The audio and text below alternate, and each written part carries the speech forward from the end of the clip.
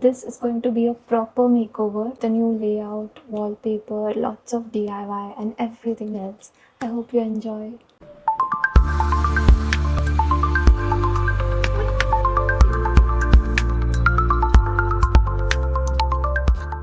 This is how it looks when you enter the room. First of all, there is nothing that anchors the room. Your eyes just end up looking everywhere and looking at all the clutter. This corner right next to the door has become a clutter magnet. You can't even open the door completely. It just collects random things and doesn't even have a purpose. This beautiful window area technically exists, but it's never opened because of all the things around it. And the wires, let's not even talk about them. There are just so many nooks and corners that I just can't reach, and I can't even get out of bed without knocking one of my toes. Now I started out by sketching a few different layout ideas. I feel like this room definitely needs a layout change, and it would solve my biggest issue that there is no focal wall in the room. So when I wasn't sure, I put AI to use and I generated a few mock-ups, and after seeing them I was sure this is the direction to go. Moodboarding is my favorite part of designing. It's where you can see everything you like come together and see if it actually works. I mostly use Canva or Millernote for this. Sometimes I even use Google Slides and it works just fine. Today I'm going to be using Millernote and I'll show you the process. I started with the bed because that's the largest part of the room. I want to add some prints and color to the room, and bedding and pillow covers are the easiest to change. This picture is almost the exact same layout as I am planning. I've recently been seeing wooden wall paneling so much and it has definitely caught my attention. Next comes the bedside tables. Right now everything I need is just living on the bed. I plan on making these myself and it should be the easiest project. I also want to bring in some prints and color in the room in the form of curtains. Again, a very quick and easy fix. Here are some more smaller details that I want to add, like warm lights and an accent wall piece. Lastly, this PC area needs a proper setup for it to actually feel like a part of the room. Once I have all the photos collected, it's very easy to see where my mind is at. I'm writing down the design plan for this room. It comes under earthy eclectic style with warm and cozy spaces. I want to add pops of color with yellow and lots of green. I also want to highlight the wooden accents in the room, like the door, chest of drawers and some smaller decor pieces. At this stage, I also like to write down the must-haves and good-to-haves for this room and all the things that I need to do.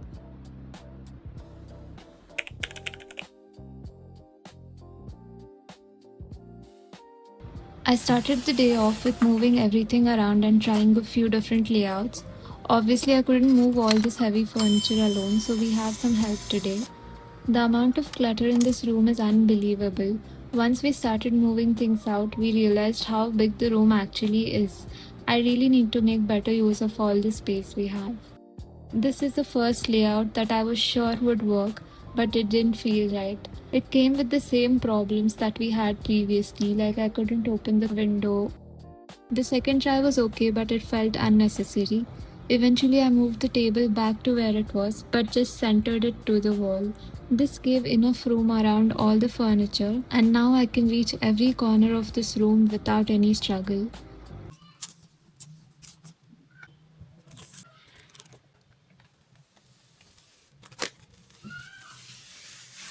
Next was tackling the wire situation.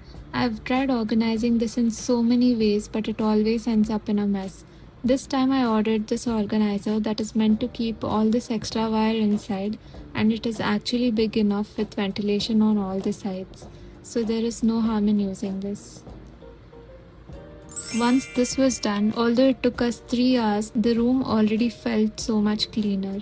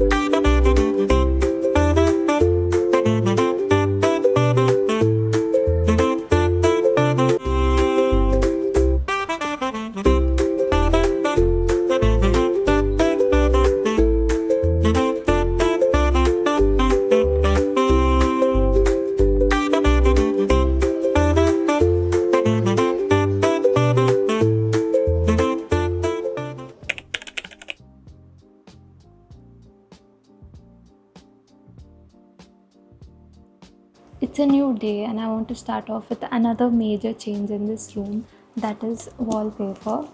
I've been seeing wood paneling everywhere recently, and I want to try it in a small way. If you see my inspiration picture, it's almost exactly what I want to do. It adds so much warmth in the room, and also our doors are a little old school in their design. Adding this is going to modernize it a little bit and make it a little more my style. But I was super nervous ordering this online.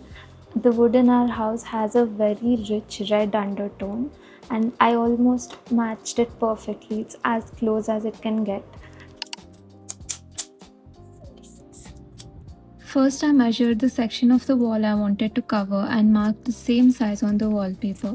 Somehow, I still managed to cut it shorter than I needed, so I knew I was going to have to patch up with another piece later. For the scalloped edge, I didn't have any fancy tools, so I just used my cat's food bowl as a template and traced the shape all the way across before cutting it out.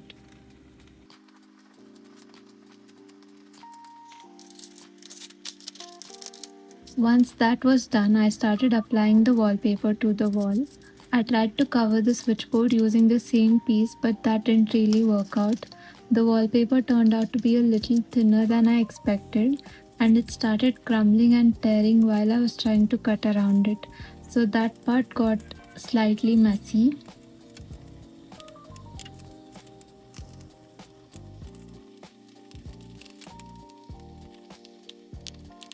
I decided to leave the switchboard alone for the moment and continued wallpapering the rest of the section.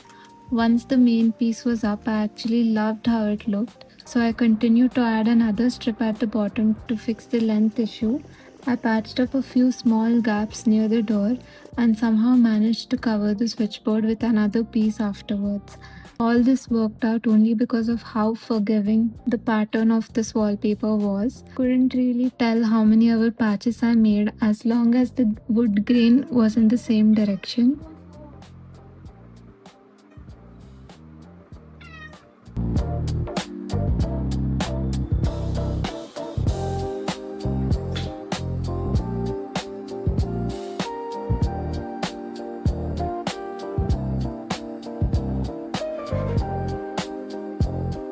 Now that I'm done with this wall, I'm really thinking if I should add some more detailing on the top of this wardrobe, because I still have some wallpaper left, but I don't know if it's a good idea. It could make the room feel much smaller. I'll look at it for a while and then come back to it.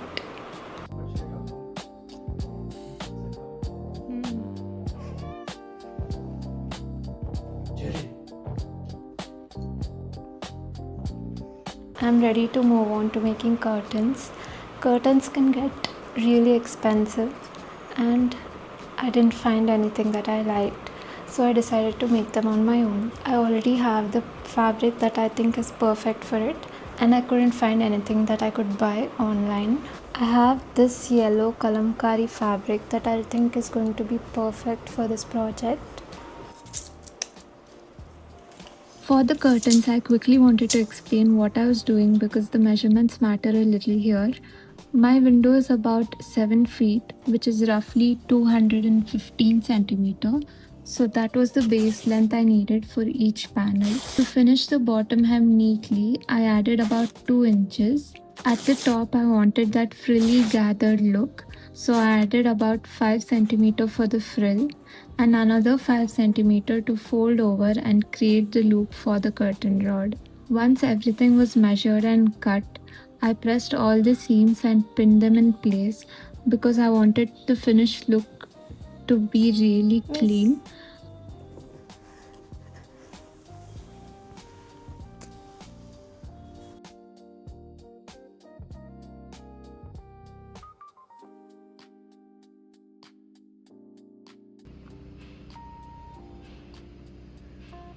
And then my sewing machine decided to break down.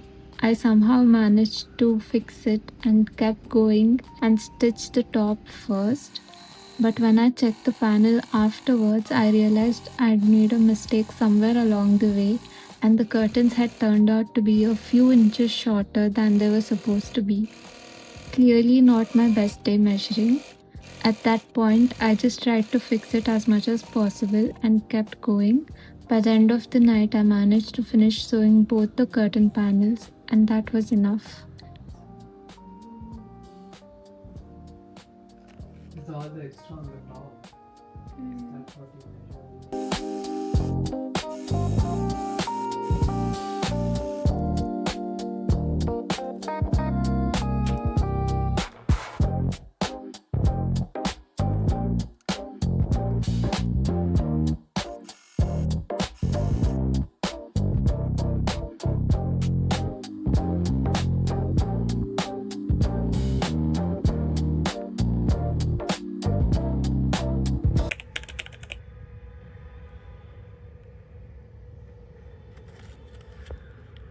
It's day 3. I finished the curtains last night. Today it's already 4 p.m., so I don't have much time. So I'm going to take up a few simple projects that I can quickly finish. The first thing is the side tables. Right now, everything is just living on the bed every night. The water bottle, charger, phone, books, everything is just right by my head when I go to sleep. We are going to be fixing that by adding side tables on either sides of the bed. I was inspired by this side table that was popular a few years ago. It's very simple to make. So all I needed was a few pots and a wooden tray for the top. Once I got it all, I felt like I could do better, and that's when I noticed this piece of stone. Last year around the same time, I made a video called saving stone scraps and making something out of it. So I turned this into a chessboard, but I don't play chess. So since then it's just been there in the corner, and I thought, why not make this a tabletop? But it is very heavy, it is stone, so I don't know if it's going to work. For the base, I got these pots. It turned out a lot more orange than I expected, but I can always spray paint it, so that's okay. I like this texture.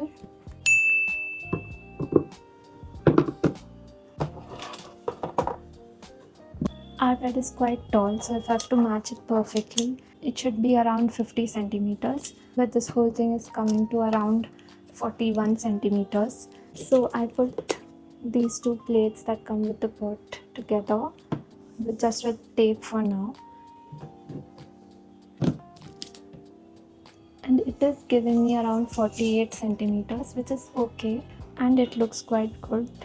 Now let's see with the stone. Okay, with stone I definitely can't use this.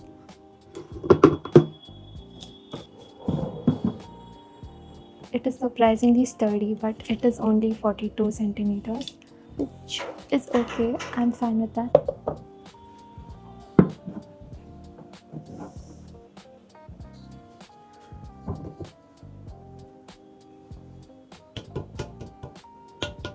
I like this as well. It's a little scary with a cat. It could topple down and someone could get badly injured. Although if I do this, I would glue it together, but it's still a little scary, so I'm going to do the first design itself. Yeah, this is good. I'm happy with this. Next is the wall behind PC. I hate this purple wall, but I can't really paint over it. The only other option is wallpaper, but I don't know if you can see it on camera. The wall is actually huge, and wallpapering it will be very expensive, and I will need a lot of wallpaper. So after exploring so many unrealistic solutions, I've finally decided that I just have to live with it. The only thing I can do right now is try to make it look a little better. So I'm going to be printing out some art and posters. I'm also going to be adding a shelf behind the monitor. Hopefully that helps. Right now that's what I'm going to be working on. I'm going to be making some art on Canva or downloading some digital prints, and then I'll print it out.